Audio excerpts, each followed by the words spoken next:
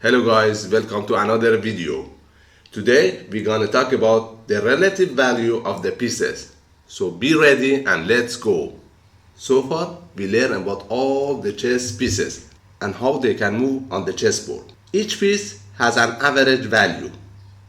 So here we want to know which piece is stronger and which piece is weaker. Some pieces are more powerful than the others because they can control more squares on the board. Therefore, the queen is the strongest piece and the pawn is the weakest one.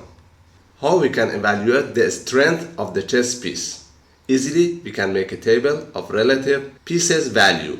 To be the weakest piece on the chessboard, we can consider pawn as a unit of chess piece strength. So we can consider pawn as one unit. Using the pawn as a measuring unit, we can approximately evaluate the strength of the other pieces. So consider the pawn as one unit. We can measure the value of the other pieces compared to pawn. The value of knight is equal to 3 pawns.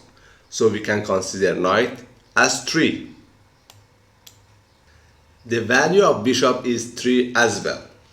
A bishop in the middle of an empty chessboard can control 13 squares. So it is a little bit more of 8 squares that can be controlled by a knight. So why bishop and knight both equals to 3 pawns?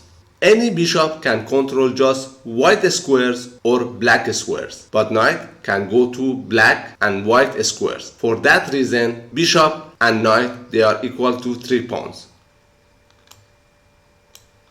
When we have the rook in the empty file and empty rank, it can control 14 squares. So we can consider the value of rook as 5 pawns. So rook is equal 5. In the middle of empty chessboard, the queen can control 27 squares.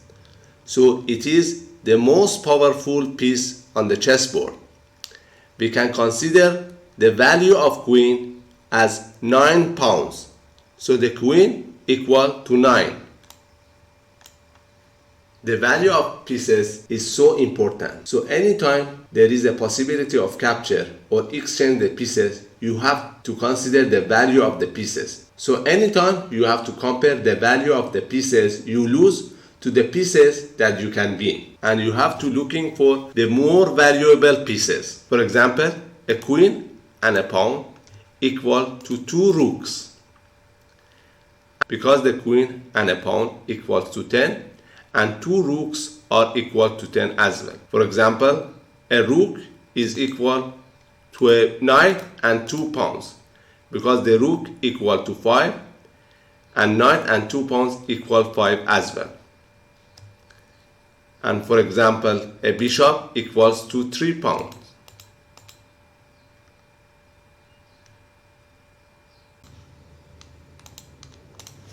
In chess, we call knight and bishop as minor pieces.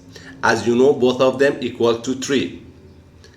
With any of them, when you take a rook, in chess we call this capturing as an exchange.